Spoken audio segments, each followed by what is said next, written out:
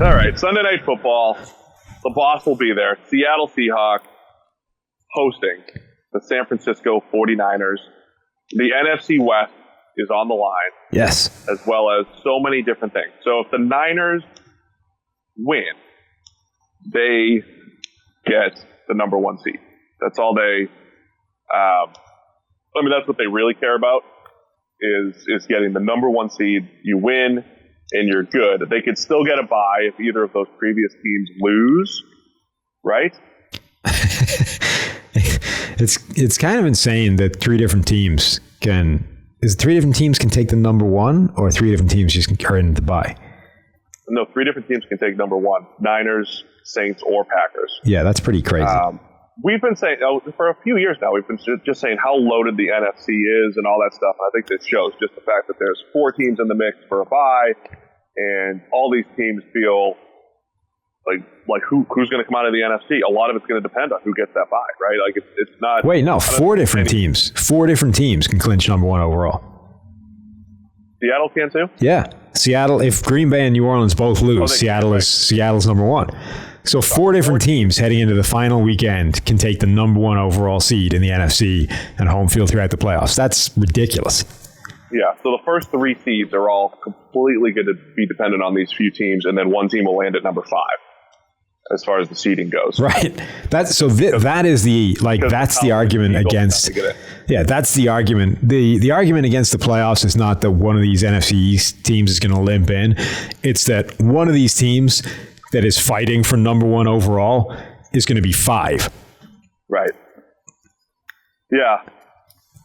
That's a little weird. Yeah, like you're going to go from, you could have home field throughout the playoffs to, based off like a double dunk field goal that bounces in, you're now 5. Unlucky. You got to go on the road to Dallas. Yeah, sorry. You have a road game. Right. That, so to me, is the biggest argument. At least 3 of those 4 teams will at least be at home. Yes. And one unlucky team. And one team is going to get screwed. The 49ers, so they control their own destiny as far as the number 1 seed goes. They win. They have it, and the NFC goes through San Francisco. Who would have thunk it before the season, Sam? That's where we are here. Right. 17, the most improved team in the NFL. And that Atlanta game is the one that's really coming back to haunt them, because their losses this season, it's Seattle, who, this is a chance of redemption, revenge. Baltimore. Yeah, Baltimore on the road in a horrible rain game where they did as well as anybody at slowing down the unstoppable juggernaut. Those two make some sense. And then Atlanta, where the dead whale exploded on you once again and you lost. And that could put them in the number 5 seed right now. And now they have to go to Seattle. Land at 5. Yeah, they can't go. Either of these teams lands at 5. Right. The loser lands at 5. And so it's not a place you want to be. Like, going to Seattle is never fun. I know the Niners lost at home to the Seahawks. Like, I think it's going to be a good tight battle. And the Seahawks are not unstoppable at home like they were for that couple-year period or whatever. But they're a different team in Seattle. The crowd's going to be nuts. And, yeah, man, this is just going to be a good one. It's just going to be a good game. I think Russell Wilson has regressed statistically over the last few years. He's still making some incredible throws, taking too many sacks. I think a lot of things have just kind of caught up to that offense a little bit. But, man, he is still capable of making those special downfield throws. It's just a little bit more difficult against that 49ers defense. So the bad news for the 49ers is, unlike the first, so they lost the first game 24-27. Now they have to go on the road to Seattle, so it's even harder.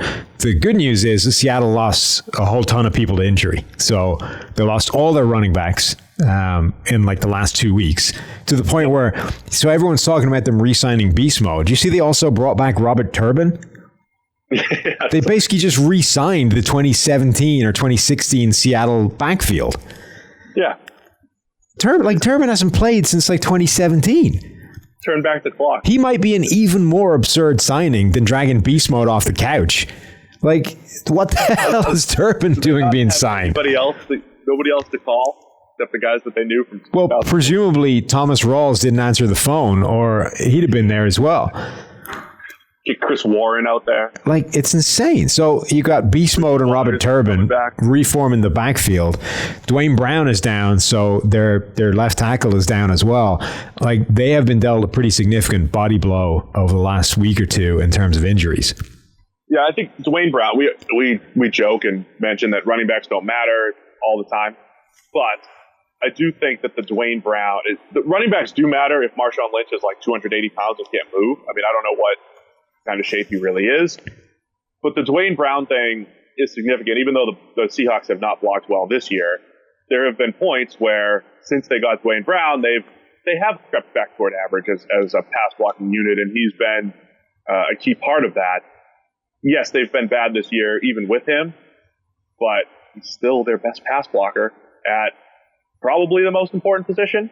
At least tackle is more important than the interior. So the downgrade there is just massive. Brown's only given up 17 pressures all year in 12 games. I mean, that he was by far their best offensive lineman when it comes to pass pro.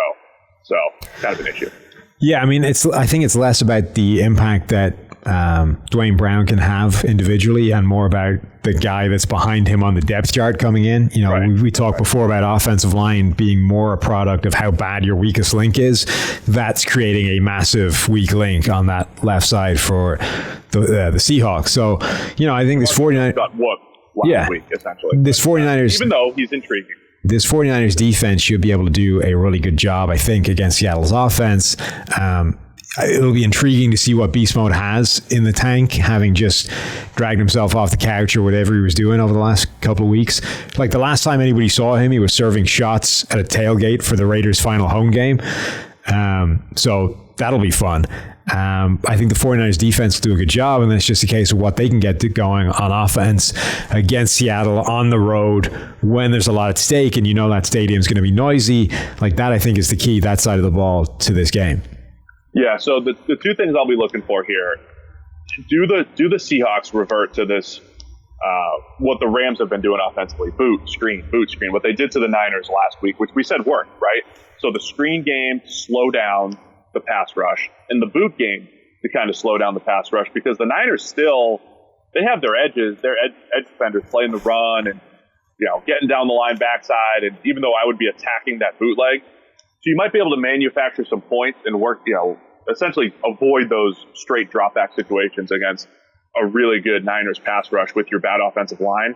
So does Seattle really scheme it up well? I think, you know, Brian Schottenheimer has to call a really good game here, and not just a run, pass, old school Schottenheimer game. It's got to be misdirection, and you know they've shown flashes of that at times this year, even though it's not his thing.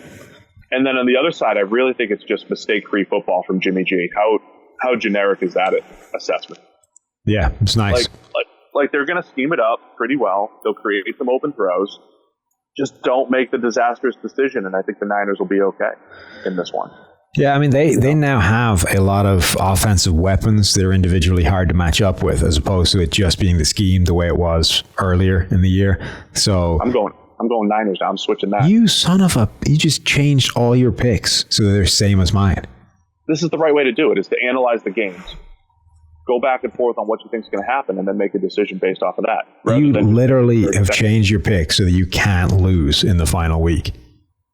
No, I have changed my picks based off what I think is going to happen now that we've put some serious thought into it. And just so happens to have manifested itself in a way where you can lose. Yeah, as long as I pick the same teams as you, I'll be safe. That means I need to go back in there and change two. Yeah. Damn it. Well, you're not just trying to beat me. You're trying to beat Nathan. So you have to I don't think that can happen anymore. You need him to go like 0-16. Yeah. Don't worry, though. He's finally seen the injury report, so he'll be filling in his picks any minute now. Oh, I see him. I see him in the document right now. All right, so we're both going with the 49ers, despite one of us being with Seattle like 2 minutes ago. Yeah, I think the home thing always gets me. I love the way, other than the Falcons game, I just love the way the Niners have stepped up and handled adversity. You know, wins in New Orleans in a shootout situation. They've had dominant defensive performances. They found a way to win different ways, you know, multiple ways. And I think the NFC has had a team like this over the last couple of years, right? And it's been It was the Eagles in 2017, kind of broke out, had their big year. The Rams last year broke out, had their big season. And this is the Niners this year. You know, teams that you're like, are they real? Can they do it in this situation? Can they do it in that situation? The Niners, other than a Falcons, dud, have done it in every situation, and they've impressed. So I think they do it again. You want to get rid of me and get back to more great PFF YouTube content? All you have to do is push that button right there and subscribe. Thanks for watching.